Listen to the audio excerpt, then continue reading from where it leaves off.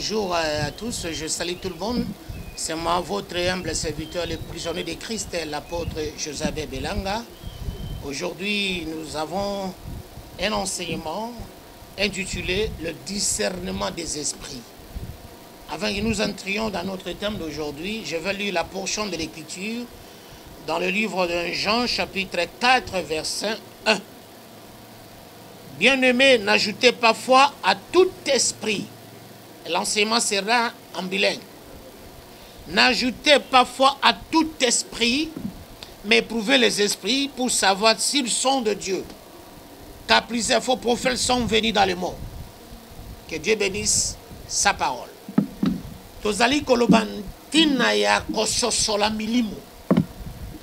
Lelo tokomi na tango moko mabe, ezali tango ya butu selon la prophétie.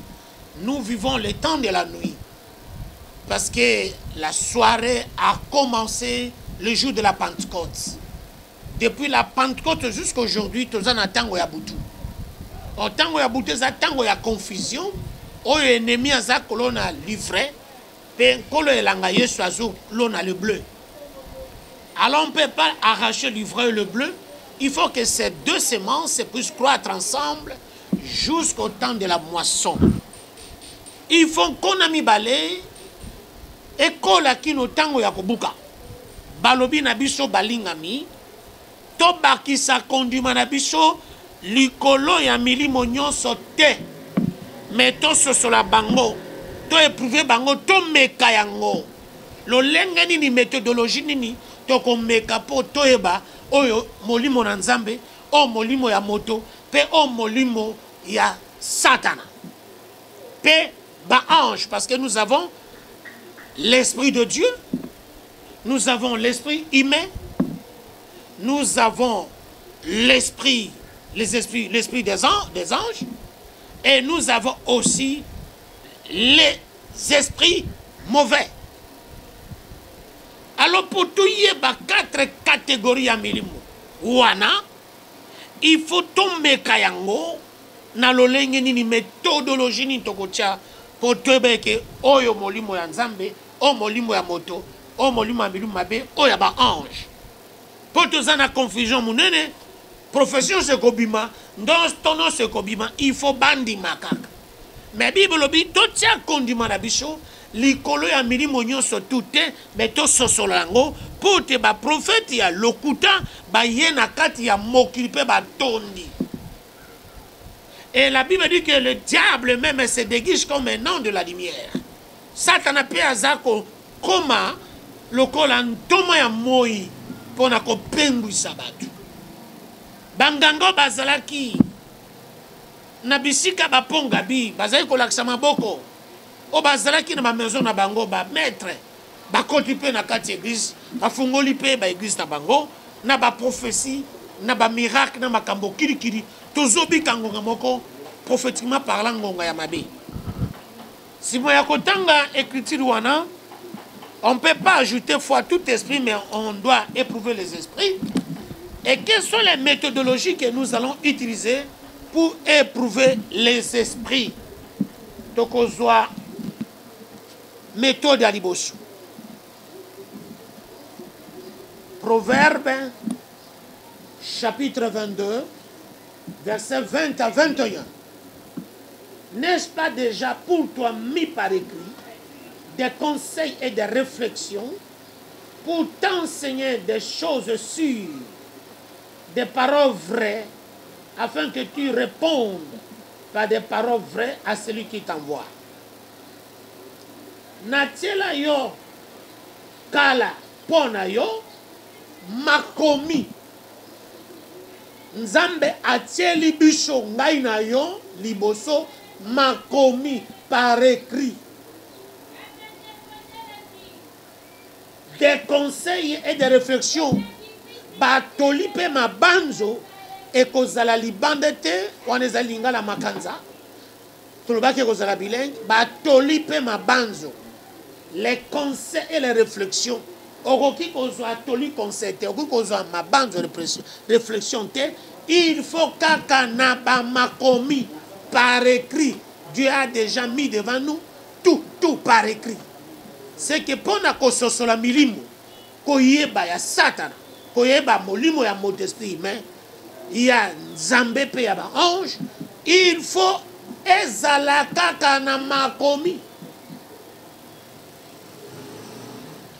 Révélation nyonso ezangi soubassement na ba écriture, ezali fausse révélation, ezali imagination, ezali démoniaque, ezali kouta na enfer. Yangon Thomas Jean Yohana lobi botia kondima na bino na milimo nyonso te me bososola milimo. Pona kososola milimo, il faut kozwa liloba ebimi na monoko ya moto to ndoto to prophétie kozoje yango na ba écriture. Ndenge tozomona lelo tokotanga koma mangomba te mozoka motale fufu atondi alobi les 7 tonnerres sont révélés. Ah, pe bato batoni une église na ye bakolanda ye bazobetele maboko. Mais toka mata molimo elobi kati na ndeko wana que les 7 tonnerres sont révélés. Totiango na makobi makome elobi te bakake sambo ebeti Jean Linga koma pe bapekisi akoma. C'est que tout ce qui n'est pas écrit devient un mystère. Et comme il y bombani, il faut qu'on respecte makobi, nzamba komi yangote, okoki ko interpréter te, okoki ko bimisa révélation te. Moses Balobi, le 7e sceau a été révélé. Pe azote ape bato bazo pumbuka na molimo, milimo alipengu. Mais ce que tu l'as dit, makomi na Apocalypse 8, oyoka était tango 7e sceau. Et Zala qui révélait, mais il y avait un silence d'une demi-heure. Kimia moko, demi-heure, ça que 30 minutes, il y a kimia. Et là, comme moko, ezali révélation, ezali mystère. Mais ce qui moto, adasuki, atondi foufou lelo, pe alobi, 7 sceaux, 7e sceau. Ils ont révélé, mais tout le monde dit que 6 sceaux, ils ont révélé dans l'écriture, mais 7e sceau, bah comment est l'autre côté, ils ont qui silence d'une demi-heure. Ce qui m'a dit, lobby, à Tei, dans l'ingoma, que 7e sceau, ils ont qui révélé, c'est un démoniaque. Il n'a pas l'esprit de Dieu. Ce qui m'a dit, lobby, que 7 étonnés, ils ont révélé, c'est un démoniaque parce que les 7 étonnés ne sont pas révélés. L'ange a empêché l'apôtre Jean de ne pas écrire le coup de tonnerre. Ça devient un mystère. Donc, au Kamata, dans Deutéronome chapitre 29, verset 29, les choses cachées sont pour Dieu, et ceux qui sont révélés sont pour nous et pour nos enfants. Makambo e bomba meza ya nzambe pe oya monisami ezapo na biso pe na ba. Ça que eloko tu e komami te ezali li bombami pe okoki kopesa ndimbolato interprétation te ezali lokuta ezali milimo ya mbindo. Proverbe chapitre 25 verset 2 balobi, la gloire de Dieu c'est de cacher les choses. La gloire des rois de sonder les choses. Nke mona nzambe ezapo na ko bomba maka. Mais nke mona bakonzi ezapo na ko beka meka. C'est que nous sondons par la lumière des Écritures. Parce que Dieu a mis devant nous tout par écrit, des conseils et des réflexions, afin de répondre avec des paroles sûres à celui qui nous envoie. C'est qu'un homme de Dieu, un ministre de Dieu, un enfant de Dieu doit avoir une connaissance profonde des Écritures pour discerner tout esprit, pour ne pas ajouter foi à tout esprit. Mais les lots bas pasteur, les lots bandi minabicho, prophétie nyonso, révélation nyonso, et comme il faut fanatique, il faut maboko, il faut qu'on ganga.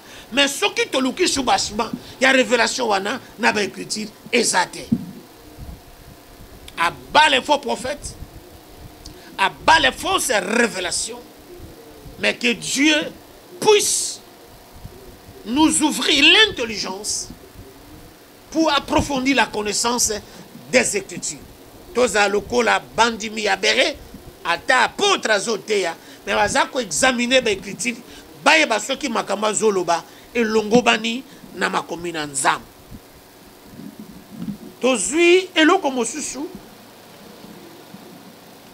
na mokanda ya 1 Corinthiens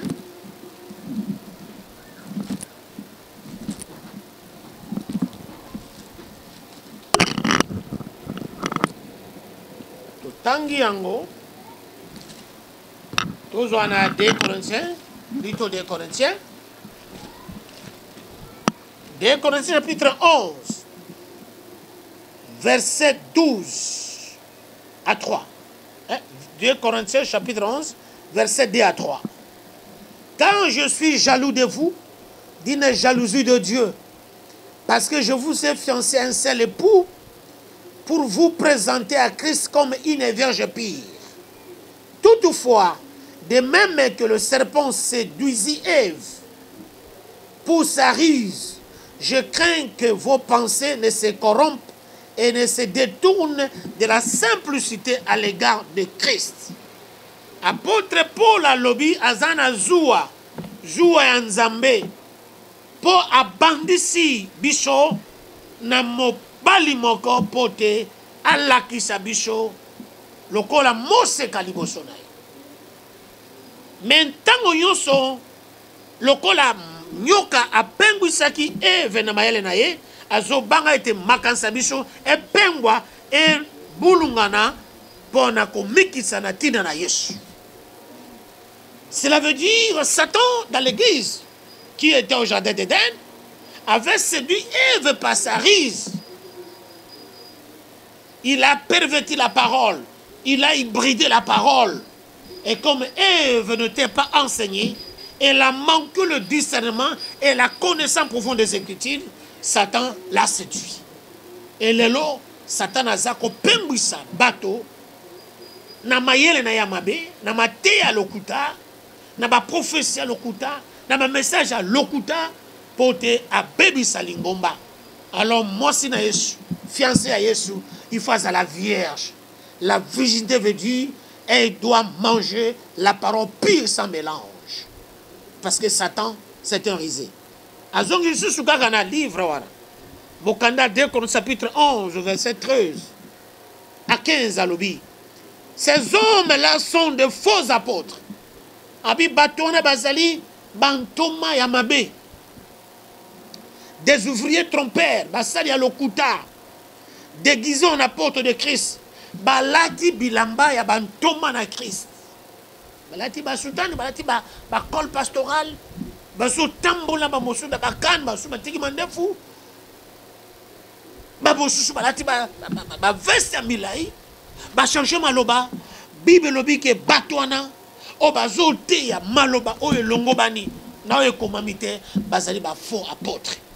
Tokondi mate, pe tokopengwa te, pe tokotia kondima na biso, na matia na bango, na ba révélation na bango ya mabete.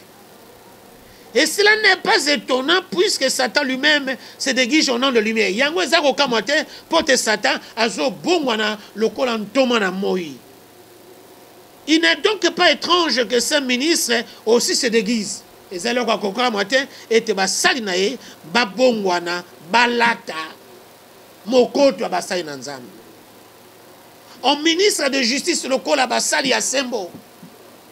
Leur fin sera selon leurs œuvres. Comme on a passé la fin du Bobby, Dieu m'a révélé, il faut bosomba ba bracelet. Bosomba bracelet pour ceux qui accident. Bracelet eko bikisayo. Mais tout qui contient conduit manabicho na kati ya révélation parce que et ça n'a fondement pour fonder le que celui qui invoquera le nom de Jésus Christ sera sauvé. Et le nom de Jésus est une tour pour Nabish. Au moment où mon chouchou a sa côté, même Maï à Jourdain, a bien révélation ceux qui ont mené à Jourdain, au Kobot à moi. Alors, esprit, on a ceux qui t'ont discerné en haut, Ezali, esprit, il y a commerçant. C'est un commerçant qui n'a rien à voir avec les choses de Dieu. Il faut totelemela la milimo wana, totia kondima na biso na milimo wana te. Mosusu akoya, abiwa salo délivrance ya kindoki, bakata suki pe bakamata bougie, batumba yo. Et puis tout le monde dit bana mamoni passe. Faut kindoki longwa, bakata suki, bakamata bougie, batumba yo. Ça c'est un esprit démoniaque qui n'a rien à voir avec les écritures de Dieu. Mon sous alali na butu, maman Jacqueline, asali prophétie, alléluia, alléluia. Nzambe ponaka ba sexité. Na monsina mobali bazaba sali na ngai. Lelo maman Jacqueline okomi lelo pasteur. Oh, toka matamolimo ana, totia na kata d'écriture, Bible lobi que je ne permets pas à la femme d'enseigner et prendre l'autorité sur les saints dans toutes les guides des saints. Ça veut dire, et l'okotu, molimo se koloba. Kolongo banatena li komi to ma komi na nzam, ezali esprit ya mabe. Ta lelo ndenge ba demo bazo kama ba église. Nzamba bisinga pesa autant. To ba selo délivrance. Délivrance c'est comme ikoteka. Pesa ngai autant. Pour na selo prier robota. Mais na mamangoma na biso toza basio ba boti ofele. Tout ce qui va nous par les noms puissants de Jésus. C'est pourquoi nous voulons interpeller aujourd'hui le peuple de Dieu.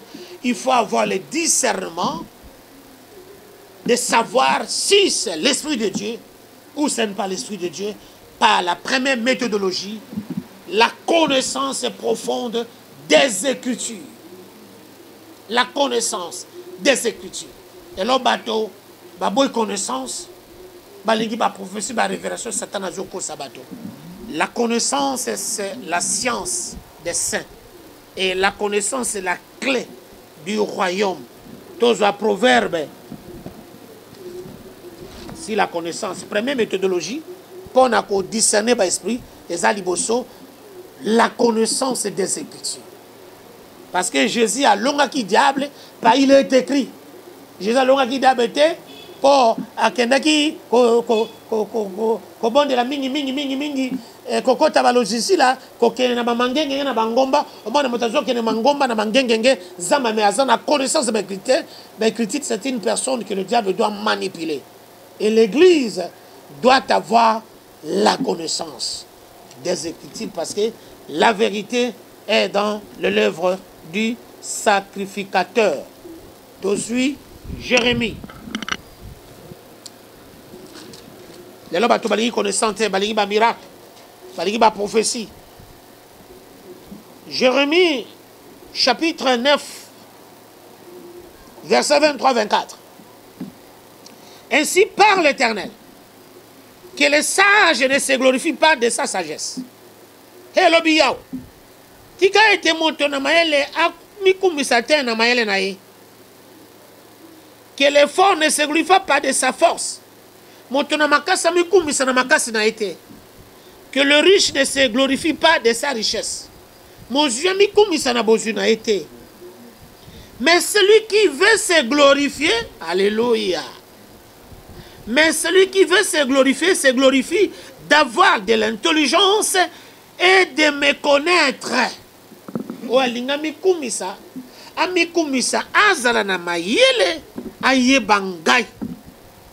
De savoir que je suis l'Éternel, Yahweh, qui exerce la bonté, le droit et la justice sur la terre, car c'est à cela que je prends plaisir, dit l'Éternel. Na connaissance, qui n'a pas mbeka, qui n'a pas jeune belé. À mon église, mais connaissance de l'écriture est athée. Et si ta connaissance est zali bandimi, la connaissance, un faux pasteur, un faux prophète, à koyana ba message de ba parole ya le koutate, ba ko détecter que c'est un faux, parce que azoté est lokoyo et ça na soubassement na béquité. Et zali moko, il y a première méthodologie, il y a qu'on discerner ba faux esprit par la connaissance des Écritures. pose la connaissance, il faut que ne pas ministre, on zamba pesi bango nzebi, ya makamona nzambe po bateya yo, okola na boyebi, pote oyeba ba prophète lokuta, ba potre lokuta, pe milimo yo soma be oezo pe musabato ne keke.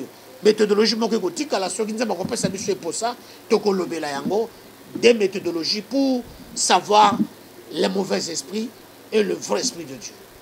Bonjour madame et messieurs, c'est moi votre humble serviteur. Les prisonniers de Christ, c'est l'apôtre Josabel Belanga.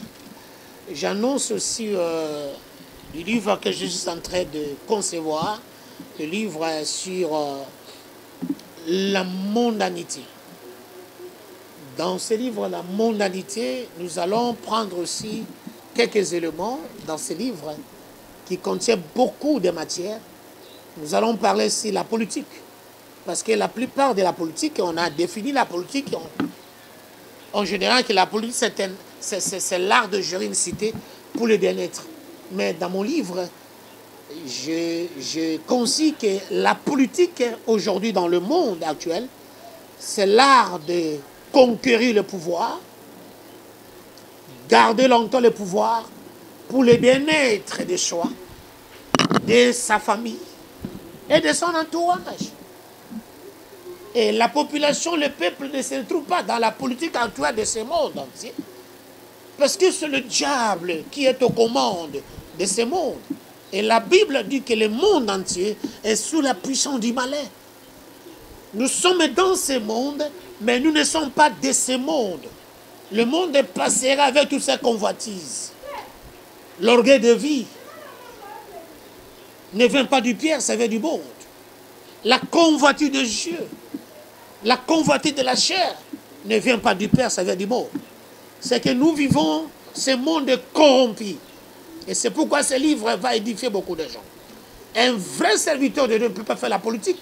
Parce que la politique, c'est un système mondial que le diable est en train de faire des choses pour séduire, pour faire souffrir le peuple, pour tuer, pour assassiner, avec des coups bas.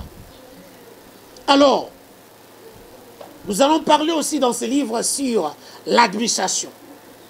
J'avais parlé dans mon émission passée que la Belgique avait une crise gouvernementale. Il n'y avait pas le Premier ministre, mais la Belgique n'était pas gouvernée par la politique, mais la Belgique était gouvernée par l'administration. Et l'administration a gouverné la Belgique pendant des années et il n'y avait pas de problème. Mais aujourd'hui, les gens disent que Joseph en Égypte avait fait la politique. Non, Joseph en Égypte n'avait pas la politique, mais Joseph était un administrateur. Dans ce livre, nous allons pousser beaucoup de choses. Nous allons parler sur la vocation des hommes de Dieu. Est-ce qu'un homme de Dieu peut exercer la politique? Est-ce qu'un homme de Dieu peut poser sa candidature à la présidence? Est-ce qu'un homme de Dieu peut avoir une couleur politique en lui? Nous allons parler beaucoup de choses dans ce livre qui va nous édifier. Et je vous donne mon numéro de contact pour soutenir ce livre. Le nom, c'est l'apôtre José Albert Belanga. Et mon numéro de contact, tout contact, plus 243 81 052 0495. Autrement dit, 081 052 0495. Si vous avez besoin de moi pour soutenir ce livre, tu peux envoyer de l'argent, tu peux envoyer quelque chose, matériel, pour que cette œuvre puisse aller de l'avant, pour que les gens soient édifiés. Et si vous avez des contacts avec moi, par la prière, je peux prier en particulier. Et Dieu nous a donné, il nous a doté des capacités. Et Dieu va te donner une solution. Je vais prier pour vous. Seigneur Dieu, je recommande ceux qui vont suivre. Seigneur, cette image, bénis tous ceux-là. Guéris tous ceux qui sont malades. Apporte la guérison, la stabilité dans tous leurs domaines. Ceux qui ne te connaissent pas, qu'ils te connaissent. Seigneur Dieu, que ton onction touche toutes les personnes qui vont suivre cette vidéo. Je maudis toute espèce de maladie dans vos corps. Je chasse les mauvais esprits qui peuvent vous envoûter pour vous désorienter dans la volonté de Dieu. Je bénis vos activités, que le bonheur et la grâce vous accompagnent. Là où le péché avait abondé, que la grâce s'y abonde. celui qui te maudira, parce que tu as crié au Seigneur Jésus-Christ, le Seigneur les maudira. Je bénis la RDC, je bénis les présidents républicains et toutes les autorités établies parmi les hommes. Que Dieu vous bénisse, parce qu'il nous est recommandé de prier pour ceux qui sont élevés en dignité. Je bénis la RDC, je bénis l'armée, je bénis toute la population congolaise et partout au monde, au nom de Jésus-Christ. Ainsi je prie. Amen.